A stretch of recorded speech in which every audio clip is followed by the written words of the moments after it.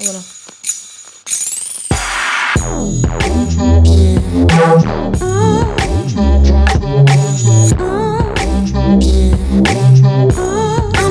Hello, guys, and welcome back to another episode of the Provocative Podcast. Guys, I feel like Chris failed me last week. I feel like he failed me so hard last week. So last week, I did not want to do my hair for the podcast. I was like, whatever. I just do not feel like doing it. You know, it's not really going to matter, right? And it doesn't matter if you guys are listening to the podcast, but we had the Instagram and we have the clips. So I was like, babe, how does my hair look like this? And I had two little strands in the front of my face, and I just put my hair in a little chonguito and a little ponytail. And when I'm rewatching, so he edits, I don't rewatch it that night, because I feel like if I rewatch something before it's posted, if I don't like something, I'm going to be like, no, we're going to have to redo it. So I just rather not know how I look like till Art posts in the morning. And when I saw the clips, I was like, nah, baby, I look like I'm trying to go back to when I was 13, when I had those two little pelitos. Red stripes. I just did not like it. And I'm like, this is the perfect example. Sometimes you tell your man. Even look bad. I'm like, you tell your man, how do I look? And he's like, you look great. And then you have shit on your face. Hey, if I say you look bad, it's a whole 30-minute delay. So. Okay, so you just didn't want to delay yourself. No, I mean, I thought it looked good. I'm looking at it now. I don't think it looked bad. Gracias. All right. Gracias. Intro. Gracias for the week. What have you done? What have I done? Yeah. What you been up to? Same shit. Same shit every day? Yep. Wow, baby, wow. Didn't know you were going to give me an intro. No, I just wanted to see if you wanted an intro. By the way, guys, this is episode 69. So, yeah. We should have planned that. We should have made it a sex episode. A sex. Oh, yeah, you should have. You should have. Would have been better. It would have been good. It's okay. Yeah, you actually got entertained for a few days on your computer because... Not even entertained, just fucking pissed off. Not even pissed off either. Just having to patiently wait for shit to come in. Decided to expand my memory on my PC just so that I could do some updates on some of my fucking programs. And it just turned into a 3-day project, having to wait on cables and parts to come in. Yeah. I felt like you in our relationship that day. I felt like, girls, if your man's listening to this part, I'm sure he can relate. So Chris is always super patient with me. We go to Target. We go to TJ Maxx.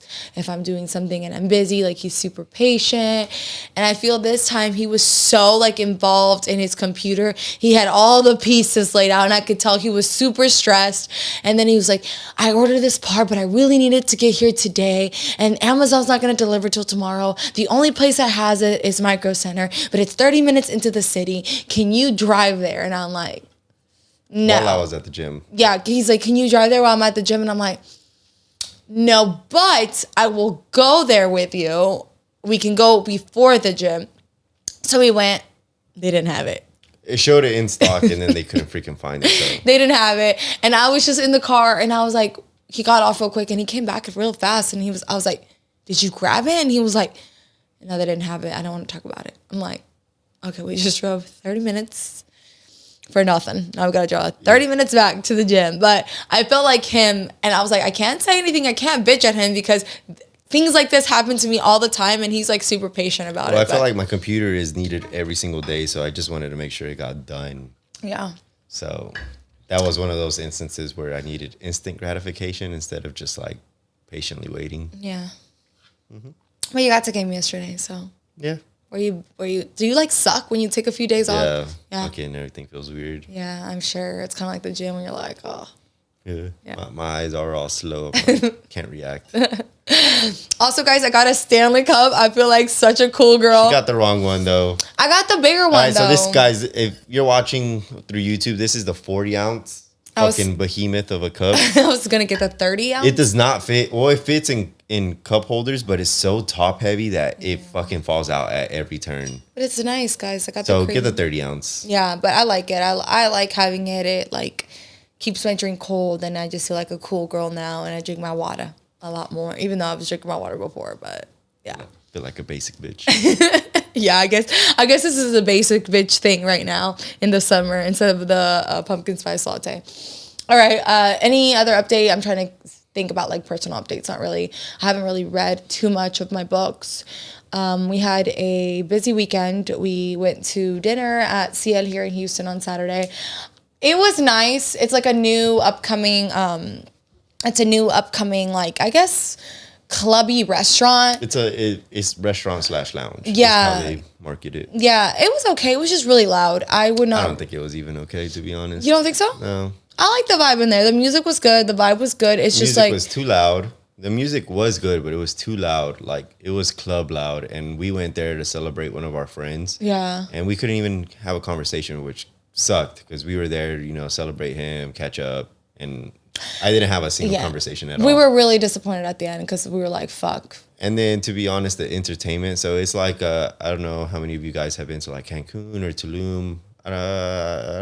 Miami doesn't really have restaurants like that, right? I don't know. We don't. So it's like a restaurant, and every like half hour they have a little show or some sort of entertainment. The entertainment wasn't really up to par at CL. Yeah. Compared to like Cancun, Tulum, like those. Cancun, Tulum is just a whole different vibe. Like, but I mean, that's what they're trying to emulate. Yeah, so but it wasn't like that. Yeah. It wasn't like that. And then the food, give it a solid 6. Yeah, there was nothing that was amazing. That was spectacular. Like the sushi quality wasn't great. The taste wasn't great, but it was okay. The octopus was pretty good. Yeah. Yeah. Drinks were... okay. Drinks were not good either. I would not recommend it, to be honest. You're like, I'm not going to go back. I'm not going to go back. There's no reason for me to go back. If I want club music, I go to a club. If I want good food, I'm going to go to a whole different restaurant, to be honest. Yeah, that's true. And if I did, like, I was thinking, I'm like, oh, like, when I first walked in, there was a lot of girls, like, celebrating birthday. But, like, what I didn't like about it is that there was no space, like, in Tulum and when we do the Mexico ones, they have, like, the shows, right? And then they dim the music down a little bit to where you can have a conversation.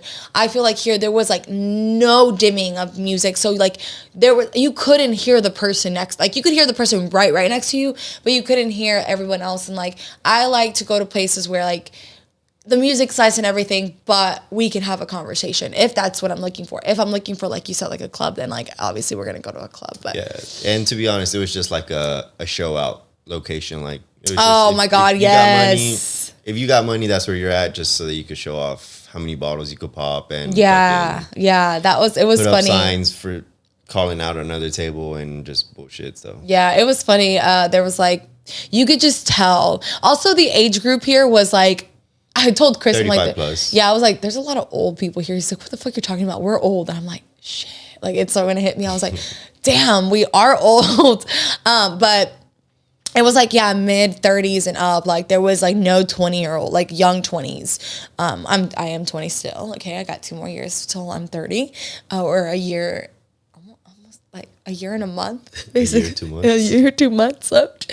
But it was older people, older crowd. There was like men in their 50s too. Like they were just like obviously popping bottles and like trying to flex. Like one of them was like, oh, I'm a doctor. One of them was like, oh, orange Lamborghini, like trying to flex what they have, which Chris and I aren't really like, we're subtle flexers, right? Like we wear nice things, but we're like, not like, I'm not about to spend 20 G's on fucking champagne that no one's gonna fucking drink at the table just to fucking spend it. But yeah, now that we're like talking more about it, we were both pretty bummed because we were there to celebrate our friend George. So he's the one we went for Cancun, and he got the job he really wanted. So we were there to celebrate him and kind of like celebrate again his birthday because he just turned 30. And it was just like, it was a bummer. Like I feel like I have to redo what I just tried redoing. And we also went to Tatemo. Because this was after my gosh, don't get Chris started on Tatemo. That's the only reason I think about it. Oh my God. So Cielo was not up to par. Damn, this past week. Bad experiences. Yeah. So we went to Tatemo because Jasmine originally tried booking this spot for our anniversary. In May. May 29th. That was like our boyfriend, girlfriend anniversary. But that's the only one that I count, to be honest. You don't count the marriage one? I count it, but like May 29th is the important one for me. Yeah. So Jasmine tried booking it, but somehow she booked a whole month ahead because it was all so they had booked. available. Yeah. Or whatever. But she didn't realize it. So we ended up going June 20th. And you couldn't get your money back. Like you couldn't there's no refunds. There's no refunds, nothing. So it was June 28th, 29th, whenever our appointment was. We went there. It was Thursday. Seattle was Saturday, yeah. and Thursday was Tatemo. Yeah. Not a good experience either. Yeah. So we heard of this place when we went to the Sushi Omakase. Sushi Omakase. So we were like with a bunch of people. Like we met people there that like are very interested. Tasting menus. Yeah. So like, this was a tasting menu restaurant, which means that the chef has courses prepared for you. There is no like menu where you could order from. The menu's already set, and that's what you're gonna get. Yeah. And generally speaking, these experiences are pretty pricey because the seating's limited. You think it's gonna be like an extravagant kind of dinner experience. The vibes are supposed to be a little bit better. The ambiance is supposed to be nice, right? Right. Well, our sushi's experiences have always been great. And then we did Degoost this year. Amazing. And we told you guys it was fucking amazing. We literally are like trying to plan again once he sets up a new menu. So this one was the first Mexican one we had heard about, which we were really interested in because it was Mexican food. And we were like, how the hell? Yeah, what can they do? And honestly, how can you elevate Mexican food? You cannot elevate Mexican food. At least this guy did not. These motherfuckers degraded it, to be honest. Okay, didn't degrade it, but the my whole mom's concept cooking is significantly better. The whole concept was based around maize, which is corn. Yes. So like everything around that was corn based, but like the price that you paid, guys, and if you know how much a fucking corn is, you're like, what the fuck? I'm paying so Not much even money, corn, it's just like fucking flour. Yeah, like a tortilla is like a whole package of tortillas is $2, and you're telling me that I paid what $300 for one tortilla. Like it was just like not.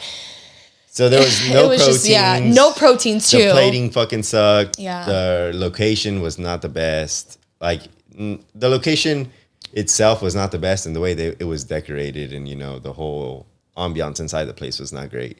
And then the whole menu was just subpar, to be honest. It didn't meet my expectation. I think what threw you off too was the BO bring your own like drink. Oh yeah, thing. for as much as I'm paying, they didn't offer any freaking drinks. Yeah, like not even soft drinks. Yeah, like it was really. It was upsetting. Yeah, it was. I don't recommend Tatemo either, guys. Oh shit! Sorry. Don't do it. Yeah. So, guys, never mind. We don't. Okay. Well, we had negative week when it comes to food, but we had a great week with our friends. So Gabby and Nismo came again to visit us from San Antonio, and they're always a great time when they come. And we celebrated 4th of July on Monday because they were actually going to head back to San Antonio on Tuesday. So we wanted them to not be tired. So we did like a little cookout. Chris is always on grill duty. He enjoys grill duty. And we rented a huge inflatable slide. 22-foot slide. Aurelia was just telling me to have 50 feet. No fucking way. Yes. How? I don't know. She was just telling me she found one. It's got to be huge. It's got to be super wide and long. Yeah, or something. She's like, I would never. 50 feet from that amount of length. That thing would be like straight vertical. Yeah, no, it was crazy. Yeah, so this one was 22 feet. It was scary as fuck. I mean, you looked at it being blown up and you're like, damn, that's pretty high. Mm-hmm. And then, you get to the top, you're like, this ain't that big of a deal. Nah, I thought it was big. But then you jump off and that shit gets speed, bro. Bro, if you watch the video on my Instagram, our posted made a little reel together, and oh my god, Chris. So Chris was the first one. You were the first one to go down it, and we were not expecting him to go so fast and to like just hit so fast. The whole water went all over my face and my eyes. Like I was like I literally just got splashed. Gabby did too. It was the funniest thing ever, but it was scary because we did not expect him to come out that fast, and you were scared too. You were like, oh shit. I was just caught off guard. Yeah. But we played Flip Cup. We played a lot of games, and like we raced up there. A lot of nails were broken. A lot of toenails were broken. I broke my toenail. It's like one of my toenails is a little black on the side. My fingernail is like sore, almost broke off. Aureli's broke off entirely in half. Gabby's like fucked up her toe, so her like fractured or something. Fractured her toe. So her toe is purple and blue. Guys, everyone has sore necks and backs. Oh my god, yesterday we woke up. Little neck cords right here are just so sore. This is what we're like, this was supposed to be made for children, and we are so fucked up from this. But we had such a great time with everyone and playing games, and we were exhausted though. And yesterday everyone we met up at the gym because we were like, fuck it, we gotta go to the gym. I didn't want to go. Chris like, get your ass up, we're going. And everyone at the gym was just like so fucking sore. We were just like all like, oh my God, my back. Oh my God, my neck. My neck for me and you, our necks are just like. My neck is like when I in the morning, the first thing I do is like try getting up, like just like shooting straight up. My neck just went, oh fuck. I was like, oh shit. Yeah, no, my neck, my hip too. Climbing on those things. Oh my God, guys. It was fun. It was a lot of fun. Definitely probably would do it again next year. I had a great time. 50 foot next year. No. I won't. I bet you it's more chill. I feel like it's gonna be a longer like slope. Oh, maybe just like a longer. Yeah, like it's higher, but it just like lasts longer. You know. Yeah, but still, if you're going hella fast like that too. Nah, I don't think it would be. Whatever. We'll All right. So today's topic, guys, is fitness related because I haven't done one in a while, and I constantly get asked to do another one on this. So I asked you guys to leave me questions on Instagram of what you guys want answered between me and Chris. So let's get into the questions. I have some screenshotted. How do you muscle gain and gain weight with having abs? You can't. You don't. Unless you're genetically blessed, your abs are probably not going to stick around. I do know some people that walk around with abs no matter how fat they get, like regarding their limbs and everything. But there's like me, I lose them. I think I only have abs like the last 3 weeks of my prep, and then they're gone. Like I have like little remnants right now. Yeah, you have oblique lines and stuff. But straight up abs, if you're going through a bulk, muscle gain phase, whatever, your body fat's gonna come up. It has to come up, otherwise you're not in a surplus, and your abs are gonna disappear unless you have great genetics. Yeah, same for females. I mean, for females, the first place that you gain weight is in your stomach. So even like me, generally, or your hips. Your hips, yeah. So like for me, I've always had very prominent oblique lines. I mean, you will like fucking bricks too. Bricks back in high school, just from all that sweeping she used to do back in the restaurant. When I was waitressing, probably right. Just one side is hard though. Now, both of my obliques are like, if you touch my obliques, honestly, they're hard as hell. They're hard as fuck. I can't even like. No, there's no competition. Yeah, I beat Chris all the time. But as soon as I put body fat on, like you can see them in the morning, but they go away. Like, but I've also the heaviest I've been, I guess, in the last 3 years was like a few months ago when I was like, just after post show, and we were looking at pictures that I have to post. I have to post a Mega Fit Meals picture. And I took it when I was a little thicker.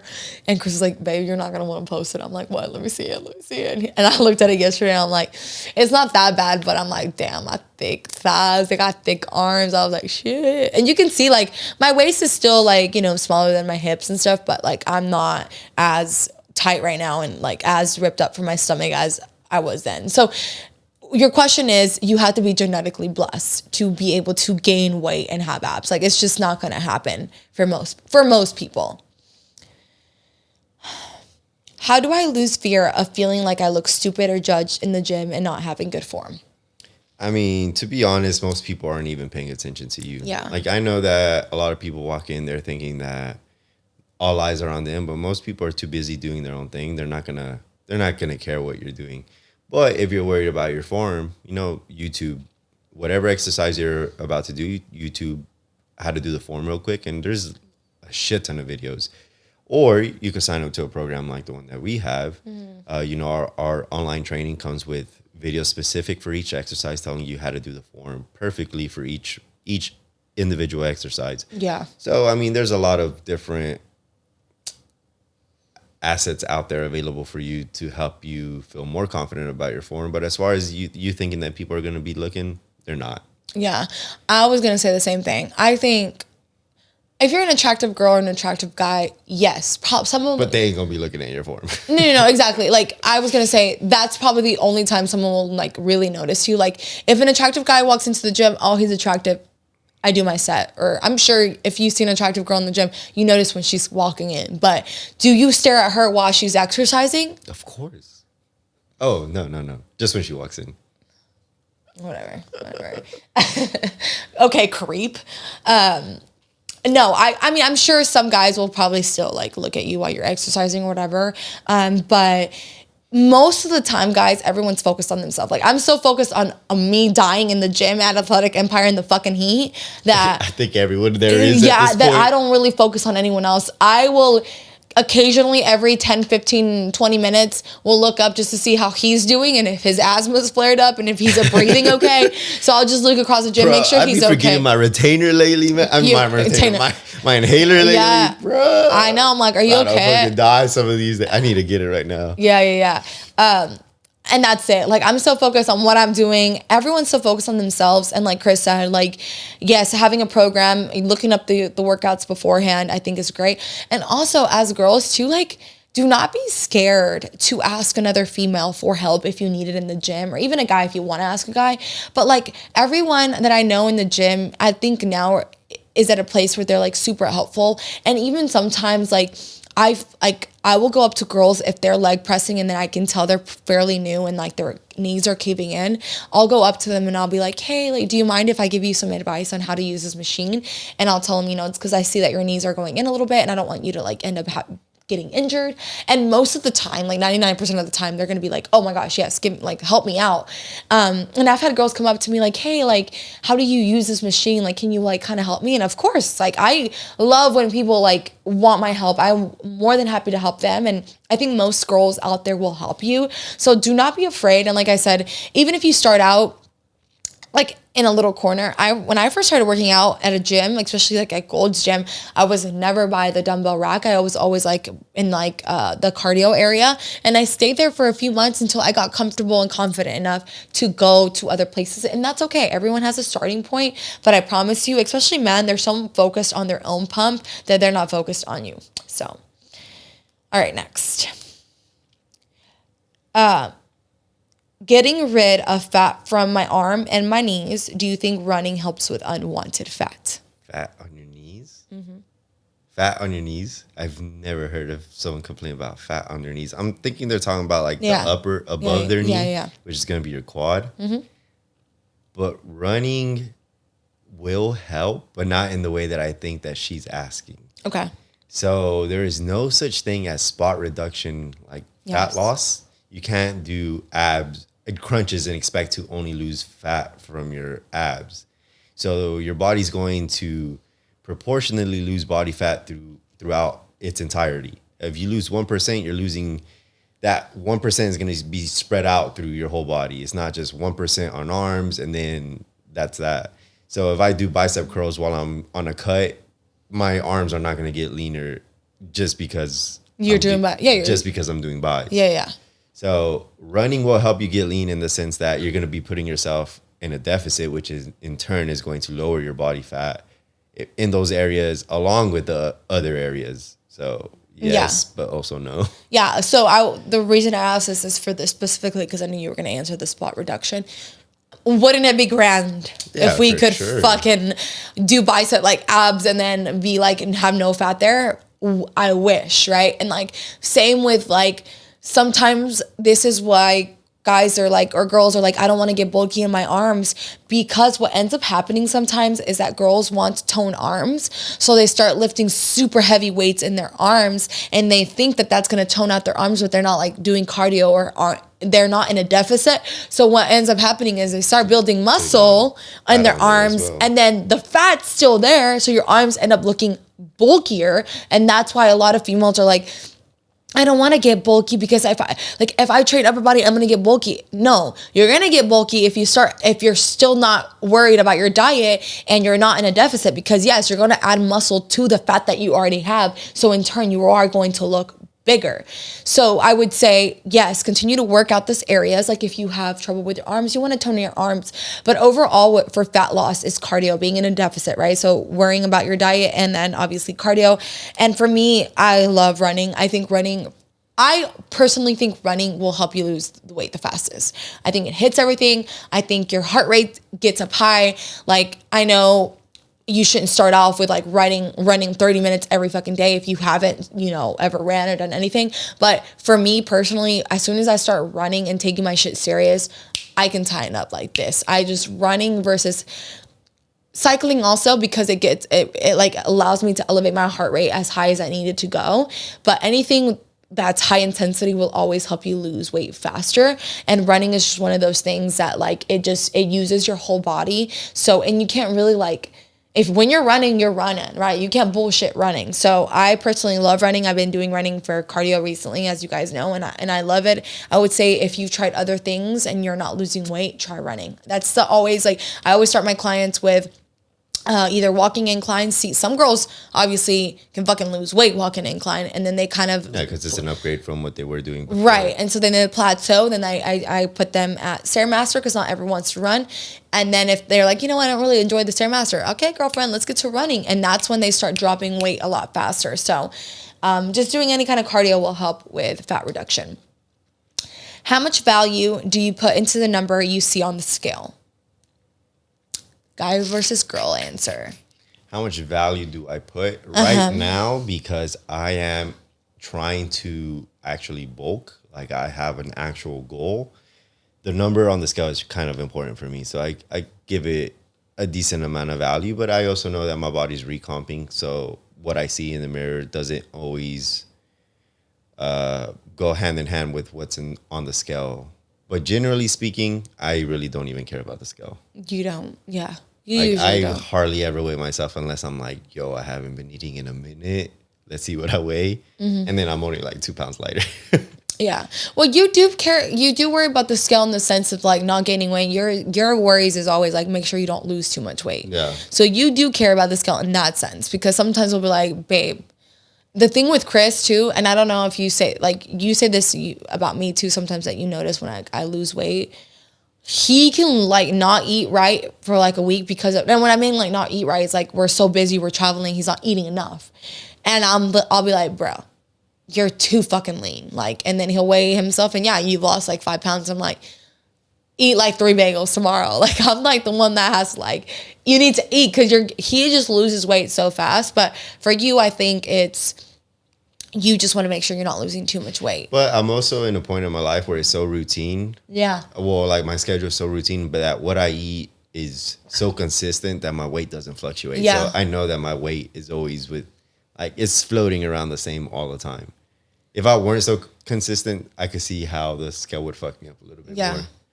For me, how much value do you put in the number and you see the scale? I put a pretty good amount of value in the scale.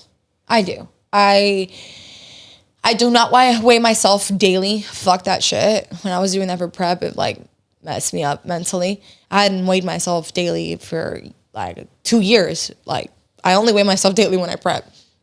But I feel like the scale for me gives me a good reference point on how I feel and how I look.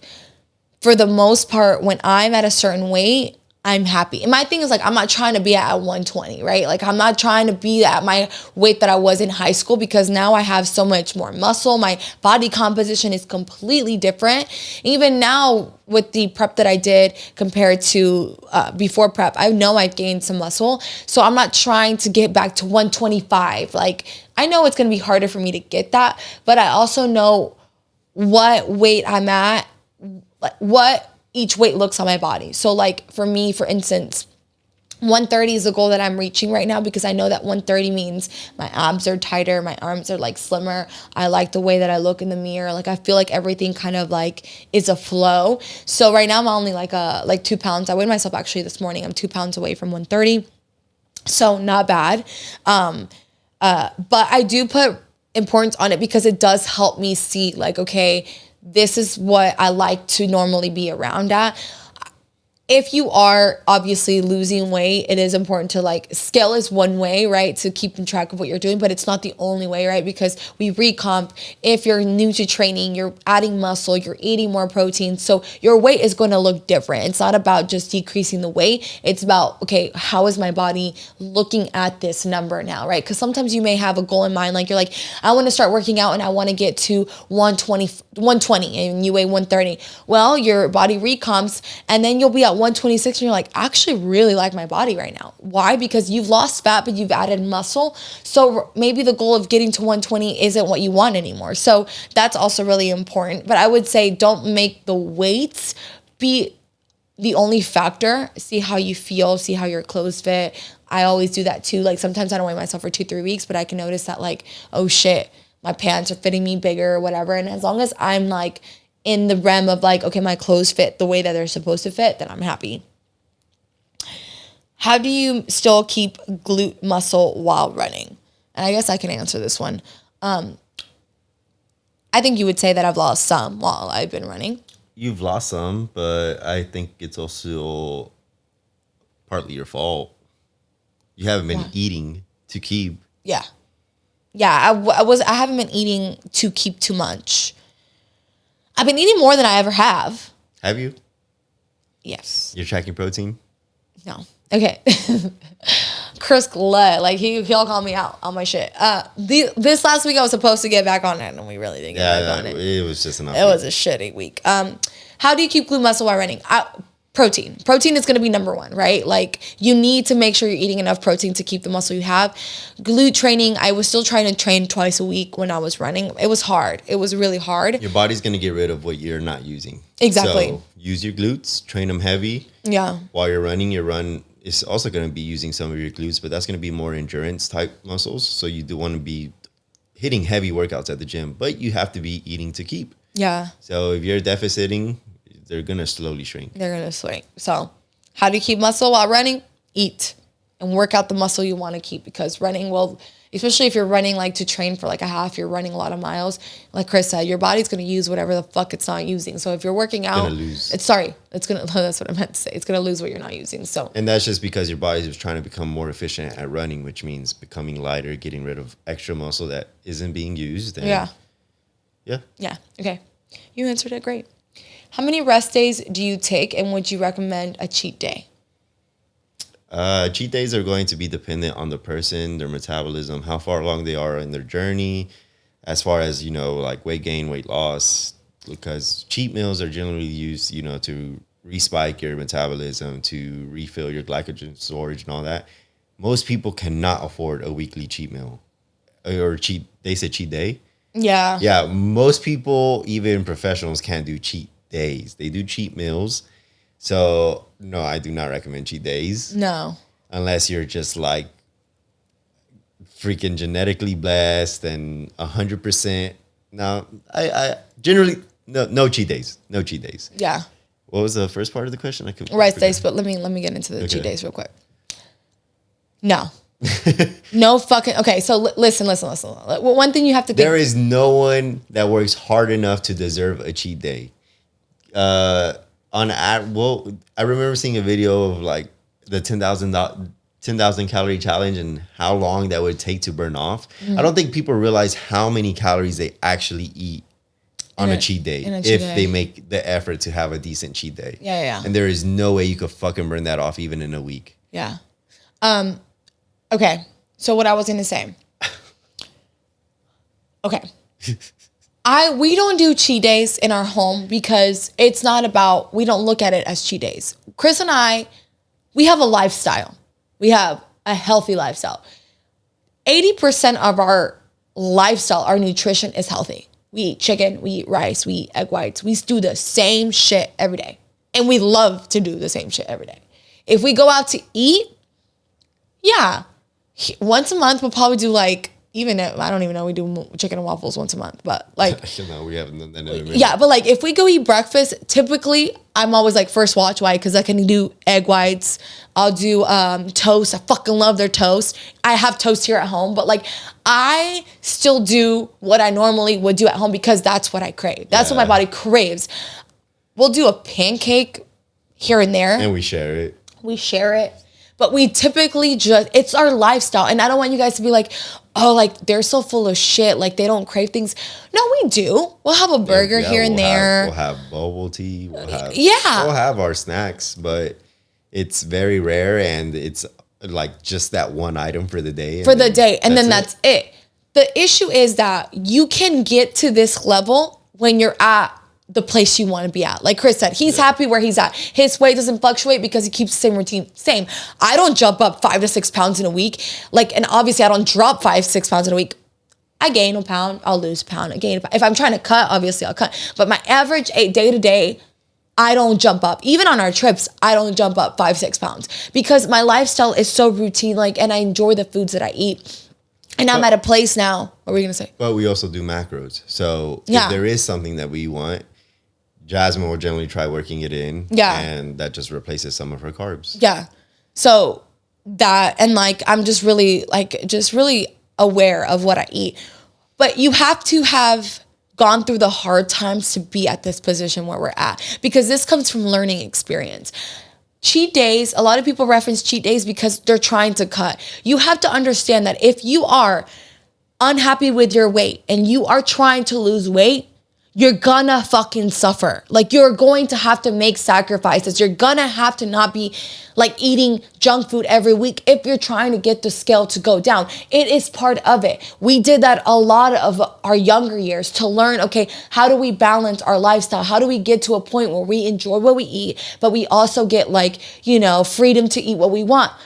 It takes time to build that lifestyle. But if I am trying to seriously lose weight, I'm not having a cheat meal, let alone a cheat day. I don't remember the last time we've done a full cheat day. It's like after preps. Yeah, because we go 4 months without eating anything. We only do like 2 meals then, and then we're full. And then we're full. But like, we don't get up and eat fucking chicken and waffles, and then lunch we have pizza, and then we have ice cream, and then we have burger, and then we have donuts. Like, fuck no.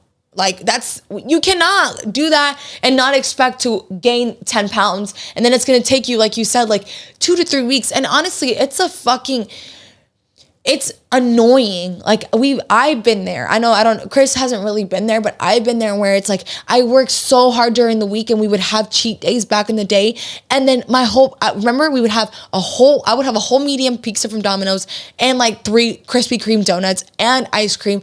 There you go. By Monday, I was up the fucking 3-4 pounds that I lost, and it was a whole yo-yo cycle. Like, do not think about ever having cheat days or cheat meals. Think about, okay, let me try to have a healthy lifestyle, and if you want something, have it without feeling guilt, but just have that one thing. Stop trying to overfeel.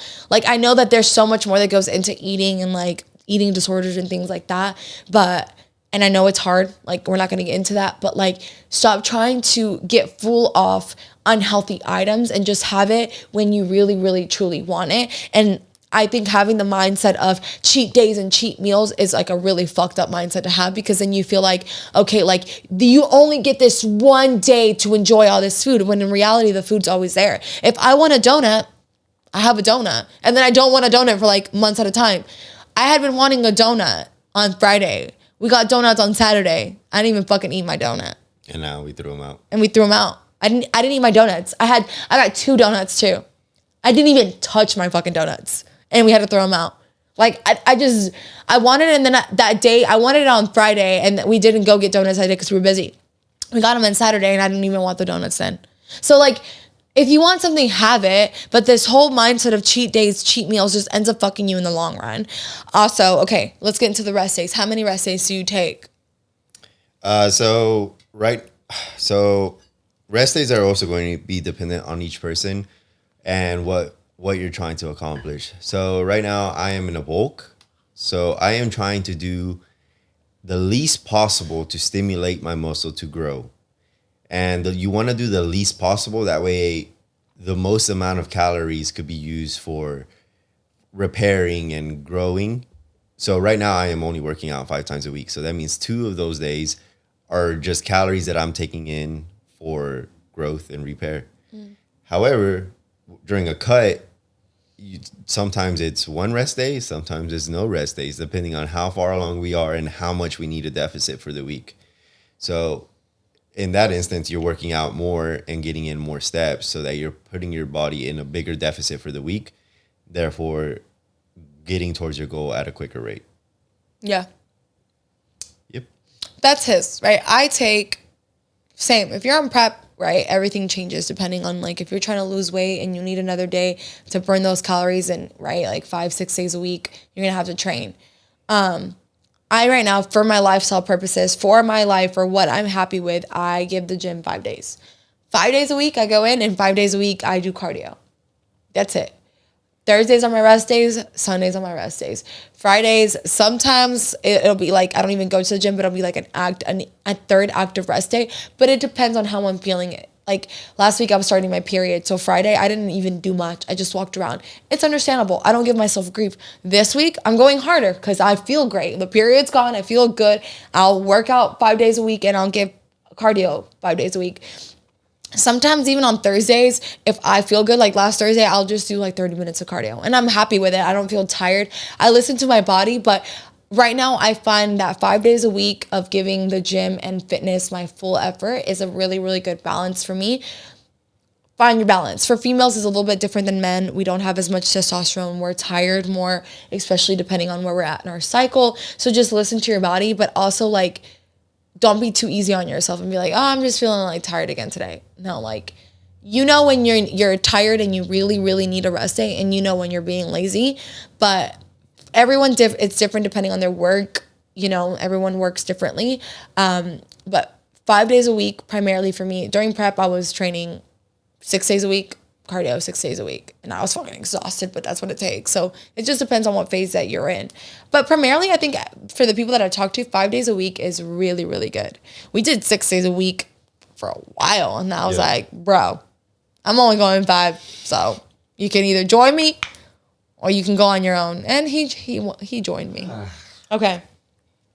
What does training to failure look like to you? How would you describe training to failure? I thought this was a good question. So I am a firm believer that in order to see growth, you have to train pretty close to failure or to failure.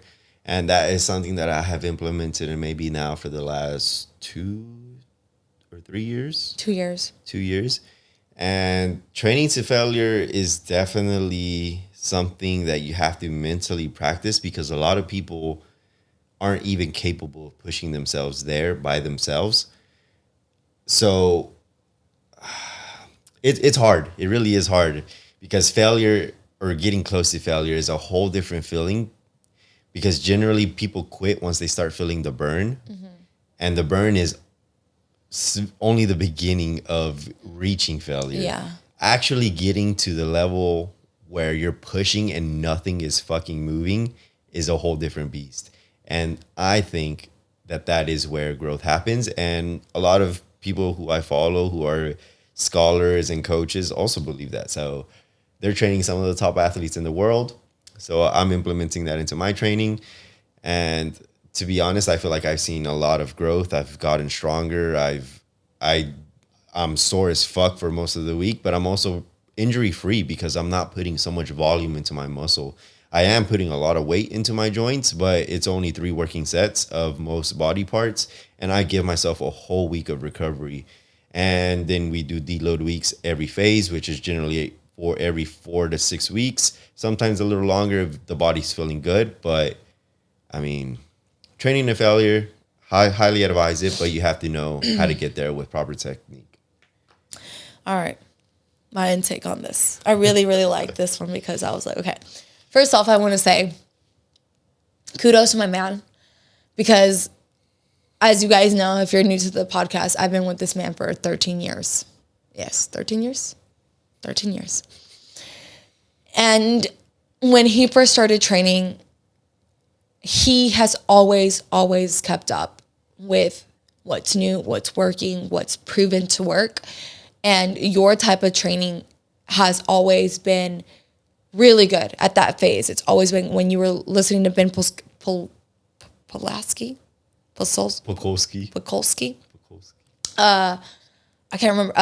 Fucking when you were doing Honey Rambot's training, you've always like kept up with what the pro athletes are doing, pro bodybuilders are doing, and I 100% think that that's what's helped you so much, because everyone that's worked out with you during each phase of your life has seen significant growth in themselves, in the way they train. If you ever get a chance to come to Houston and you're a dude, okay, girls are not welcome, and you want to train with Chris, I guarantee he will put you through a workout that you've never done, or push you past the level you've never done. And now the new workout that you're implementing till failure in the last 2 years has really, really helped you out.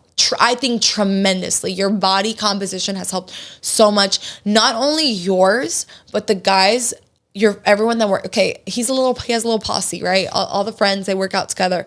Their bodies. And that's that most of them don't keep up with their nutrition as much as they should. But their bodies have drastically changed. Their muscle has drastically changed and improved because you've pushed them to a whole new level. And I don't train with Chris anymore. We used to train together. There's no way that I could keep up with the training that you do. I was training till failure for a little while there during prep and stuff before prep with my glutes. I don't train my upper body till failure. I don't really train upper body like that anymore. My goal is very different than Chris's goal. I will say that training to failure, though, will give you amazing, amazing progress. But it is so rare, the amount of people that train to failure, the amount of people that train like we train. Because we train like pro bodybuilders. We train like the trainers say to train as a pro bodybuilder. And to get to that till failure part, even for me, is hard. To try to convince the girls to train till failure is really hard. Like most of my friends, like it's what you said for girls specifically, as soon as they feel that burn, they're done. And it's still like that burn is you're barely like 60%. Like you're barely at that 60% mark. So you gotta push it till you literally can no more. And it really takes a lot of mental willpower to get there. I love training that way, but I will say for females, it's a lot harder for recovery.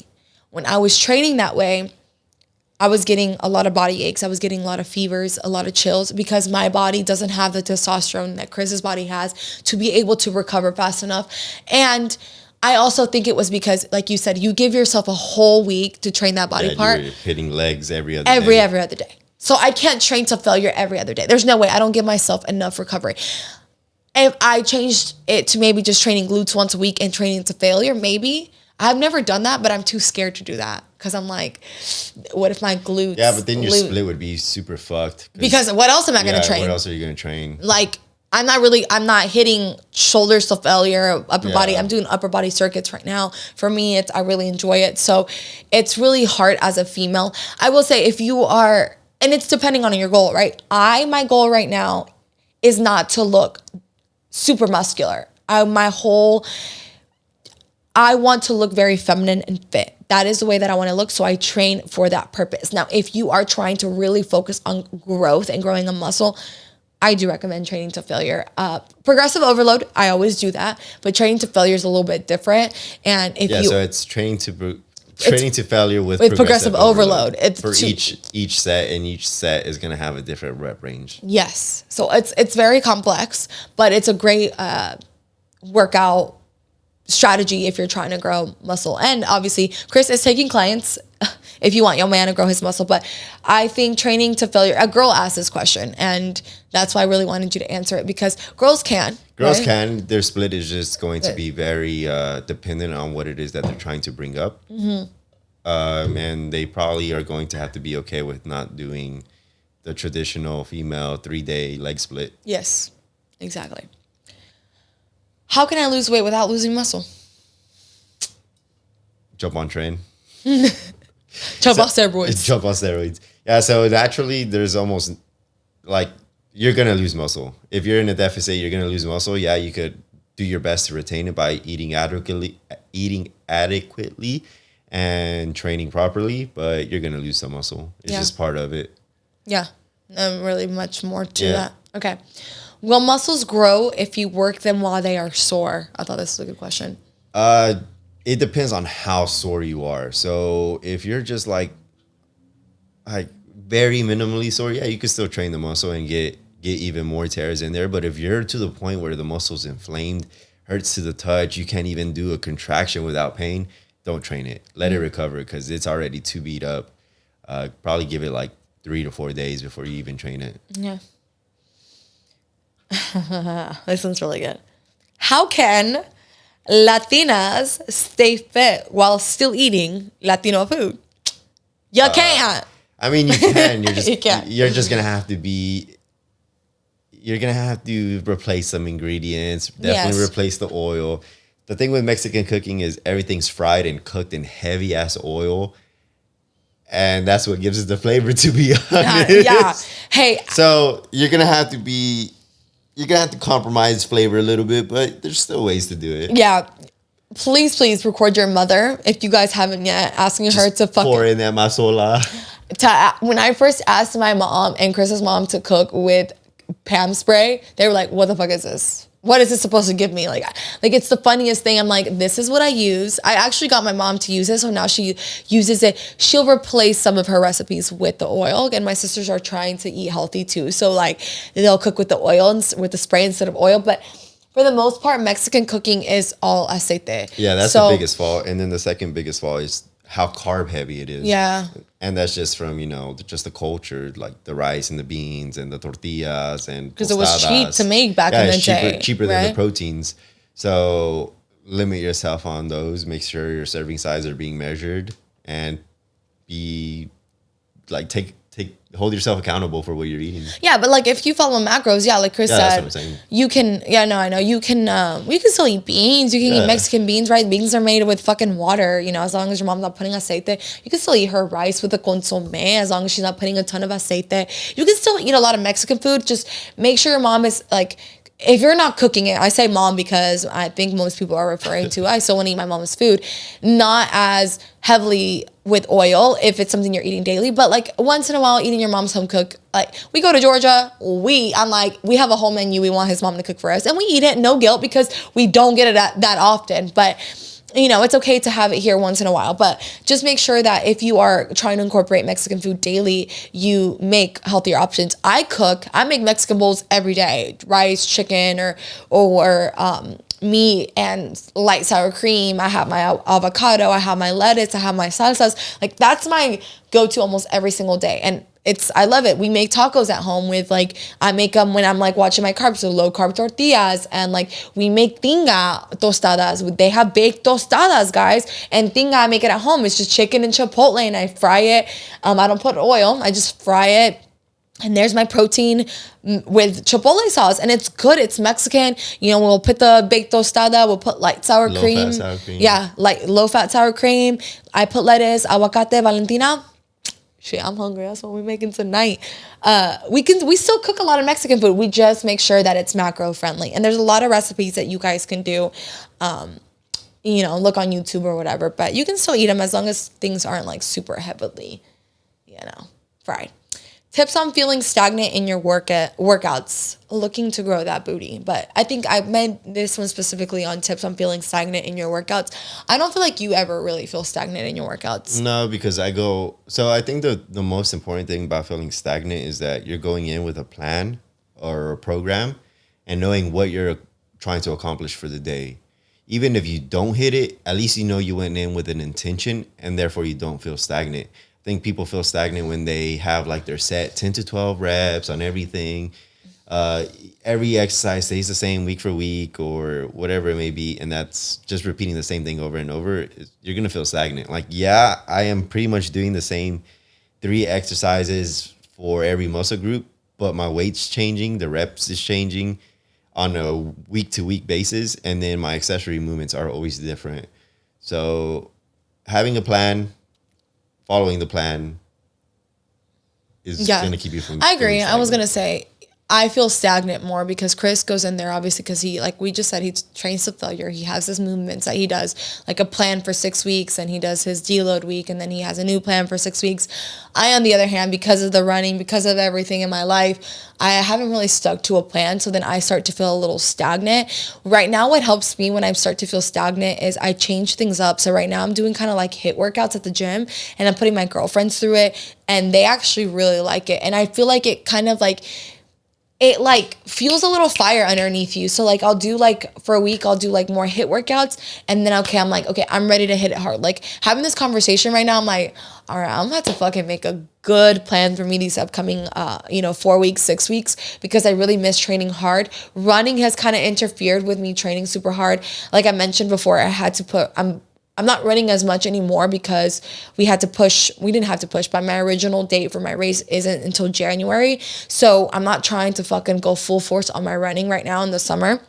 So now I'm kind of okay, I'm going to go back into the gym and train my glutes super heavy, train them to failure. But when I feel like I'm feeling stagnant, sometimes it's like that. Sometimes you just need a week to refocus. What I tend to do is try different things, try spin class, change up your workouts, follow a new workout plan that someone posted like on their Instagram, like a new routine. I do like, like I said, right now I'm doing like HIIT workouts, and I really like that. I feel like I leave the gym feeling fulfilled. My girlfriends, like yesterday, we were not feeling being there. And I was like, if I just do a normal workout right now, everyone's going to be in a mood and no one's going to be there. We're just going to be talking. So I took their asses outside. I put little fucking stations, and I was like, all right, let's get to it. This is what you're going to do here. This is what you're going to do here. And no one complained. And at the end, we felt really fucking accomplished. So just changing things up also helps. But I think sticking to a plan, doing the plan, even like if what Chris said, even if you didn't hit your numbers that day, you at least know that you went into the gym with an intention. And that helps a lot. I think that's 10 already. I screenshotted a little bit more. We'll do one more. What was the time? 55. Okay, one more. Let me see. I'll do this one. What time of day do you find best to work out, and why? This will be the last one.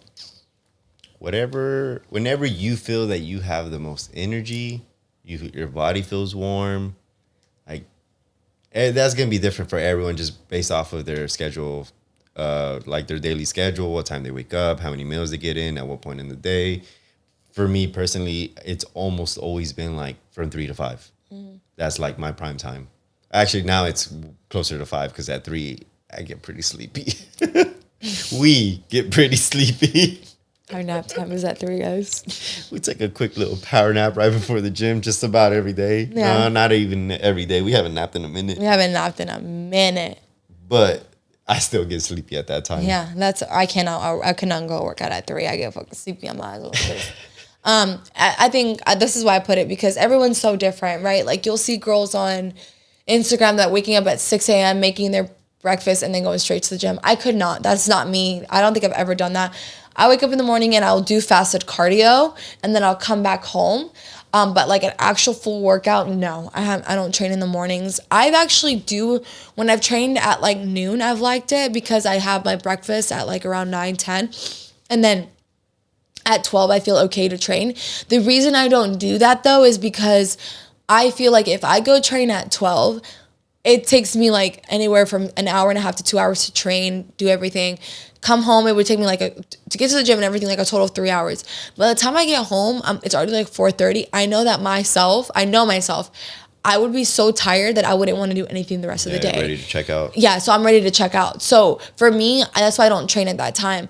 I like to have my breakfast, get straight to work, do what I have to do, and then we train at 5, which I think is good. And then we come home at 8, we have dinner, we shower, and then we have the rest of the night I get to read, he games, we watch a movie, whatever it is, right? We have the rest of the night before we go to bed to do whatever we need. And that works for us. So cardio for me in the morning and then training in the afternoon works really, really well for us. But everyone's different. I also tell my clients to try it out. I've had clients who are like, I have to wake up at 4 a.m. to train because of work. I'm like, okay, try it. And then they're like, well, it's because I get off of work really late, but you know what? I'm going to try it differently. I'm going to actually not wake up at 4. I'm going to go straight from work to the gym, even if I get home a little bit later. And now they're actually liking that better.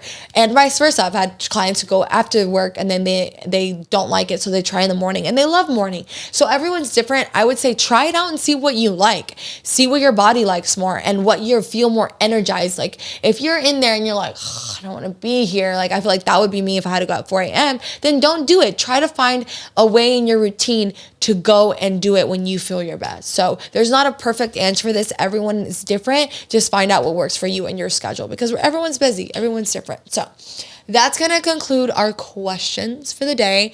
We want to end the podcast like on something interesting, something about, what's going on in the world right now. But I can't think of anything that's not, we talked about political stuff this week. I'm not going to talk about that on here. No, you don't have nothing in mind? No, I don't really have anything in mind. I think we shouldn't have said the restaurant stuff because we could have gone about that at the end. But I don't want to. I want to start ending the podcast on a really good note. I will say this. Like I said, it's right now. Chris and I are in a really cool place in our work life.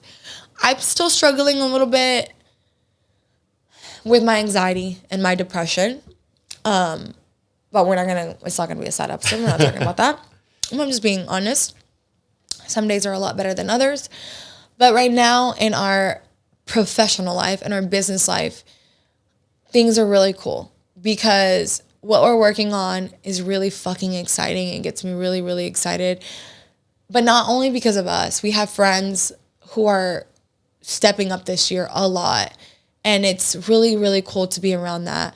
Aurelie and Eddie are stepping up in their life. They've been going through it, and it's sometimes nice to see okay, they're working really hard and life's not perfect and there's going to be shit thrown your way, but that's part of life and part of wanting to get better.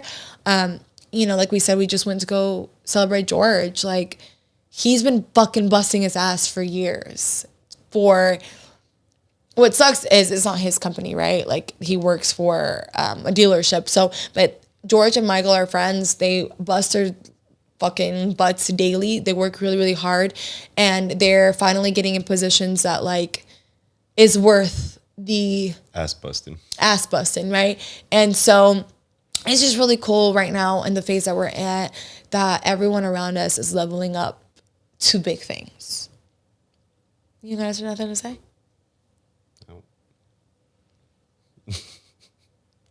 Nope.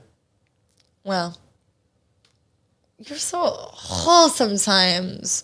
You don't got nothing to say about your friends leveling up. Good job, buddies. Nah, I mean, you are who you surround yourself with. I've always said that. If no one in my circle was leveling up, they wouldn't be my circle, boy. They wouldn't be in my circle. Look for a different circle. Yeah.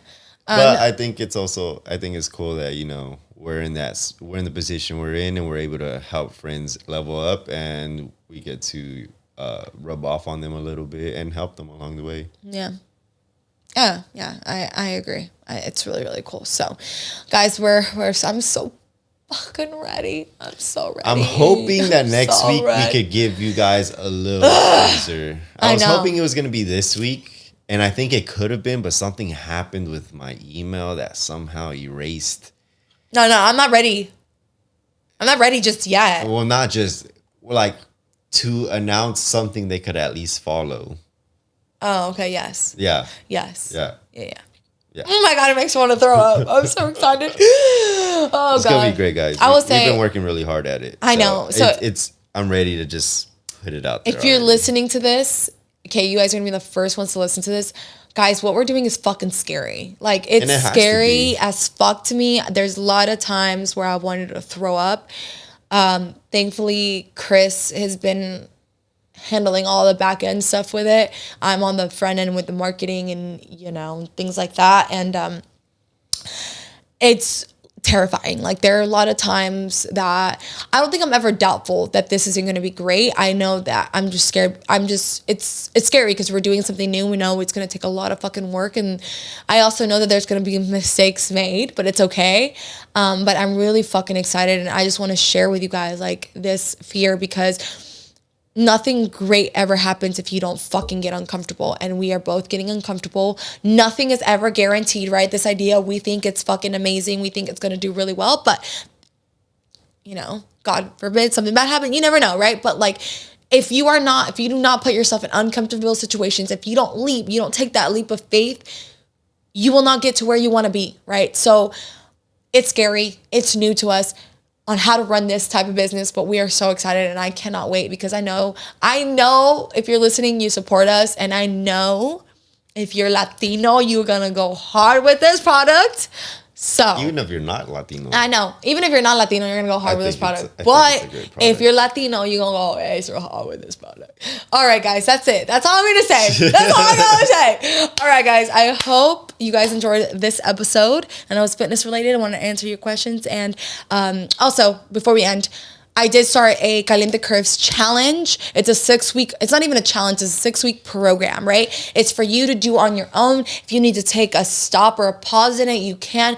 It has the workouts, it has your cardio regimen to follow for the weeks as the weeks go on, the cardio increases so you can lose some weight. It's for you to feel confident in the gym and outside the gym. It's built to work on your body proportions. If you want to have, the smaller waist, curvier legs, that's what I made it for. And I wanted it to be for anyone who, like, you guys can follow this whenever you want. If you, like I said, if you need to take a pause, you can. It's a 6-week program for you to do on your own. And if you're an OG, we did Caliente Curves boot camps and you girls loved it. I had little ebooks in the past, but this is like a full-on workout program. It teaches you the exercise. It shows you an example of the exercise. So it launched today. So it'll be in my bio. And if you guys have any questions, just DM me. So remember to like, comment, share, and review. Yeah, do all the good stuff. All right, guys. We'll see you guys next week. Bye.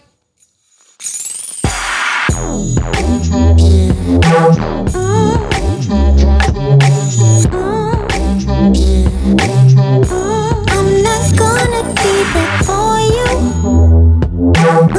'cause you were never there for me.